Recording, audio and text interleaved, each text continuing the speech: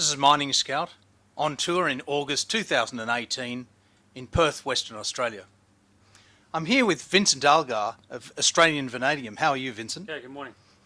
It's been a while since we caught up with Australian Vanadium, and you've been doing a lot of work actually, and particularly the identification of cobalt at the Gabonintha resource.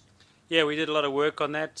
We identified it as an opportunity later last year, and we decided to capitalize on it. And given the interest in the cobalt price, cobalt as a non-conflict mineral coming out of countries like Australia, it becomes very, very important. So we put a bit of effort into the exercise, and we found that we were able to determine a method of delivering a cobalt concentrate from the tailings stream, which is effectively a free byproduct from the waste that we generate when we take the magnetite vanadium ore out of the ground. Great. And you've recently signed a Memorandum of Understanding for an offtake agreement. Yeah, we had a very good marketing contract in China, and that delivered for us. We had someone come in and we made some initial contacts. We took those contacts seriously. We followed up with them. They turned out to be a very valuable group.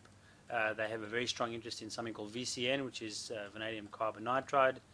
They make that material, and that's the primary feedstock for vanadium in China into steel and rebar. So we feel they're a good group.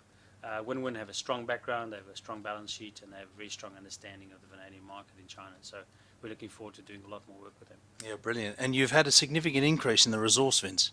Oh, the resource we put out was actually an increase in the grade and tonnage of the high grade, which is our primary economic focus.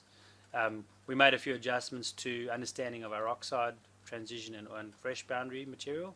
Very, very critical at Gabonintha that you understand those material types, because they affect the yield of vanadium that you get out of the rock at the end of the day, and this is really critical for our PFS. Right.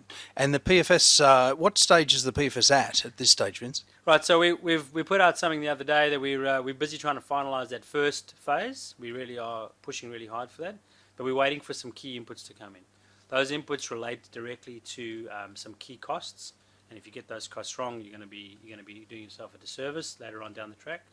We're taking a very conservative approach to our PFS, because we believe that while the vanadium price is very high now, it's not going to stay that way forever. So we really need to plan for being a low-cost producer in the future, and therefore getting our key inputs right is really important before we release anything to the marketplace.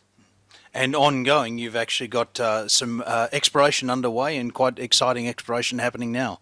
Yeah, absolutely. So we're blessed by the fact that we've actually got a very strong and solid resource base, but we've got a couple of real good opportunities to extend that resource base to the south, particularly by infilling our existing inferred resource base up to indicated, which will allow us to include it in any future reserve. So for a very low cost program, we can extend our resource to the south, and that's one of the key benefits of having over 9.5 kilometres of strike inside our mining licence application, and over 11.5 kilometres of strike overall at Gabonintha, which gives us an incredible opportunity to make the resource larger and the mine life longer.